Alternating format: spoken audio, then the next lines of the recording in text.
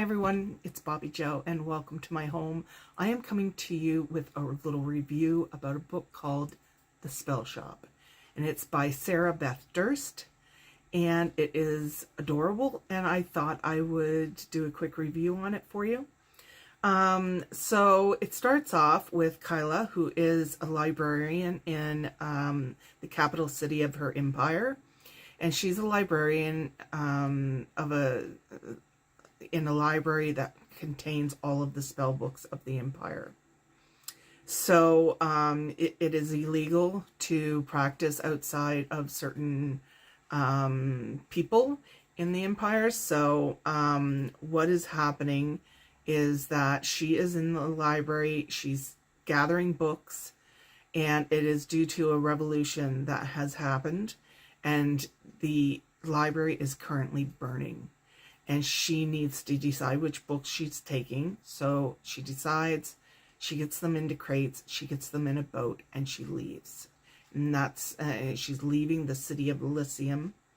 And she does not know where to go at first. So she has her best friend with her, her assistant, and plant. A talking plant. Love it. Anyways, he's a spider plant. And they decide that they're going to go back to her home island. So they return there, and people do recognize her. And then she has kind of a pushy neighbor that comes over. She does live in her parents' old cottage, and it needs some work, but she's putting it back together. And the neighbor is trying to help her, basically, to to adjust, I guess. He is a person that was close to her and her parents when they lived there. And he feels that they helped him so much that he could help her.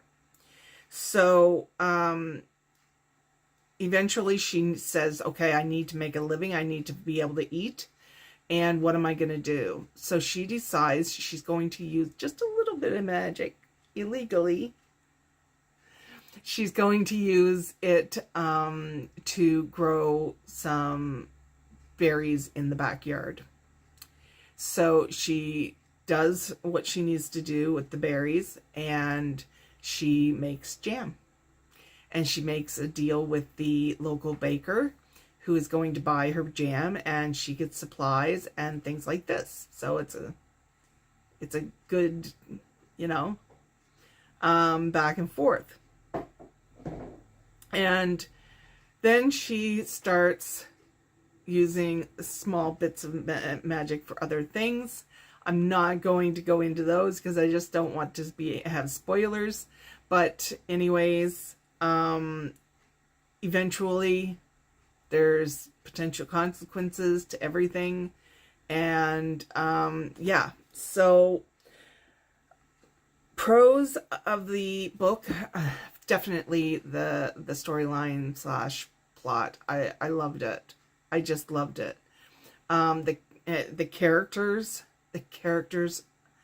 first of all, you get attached to them, especially that spider plant. He's hilarious.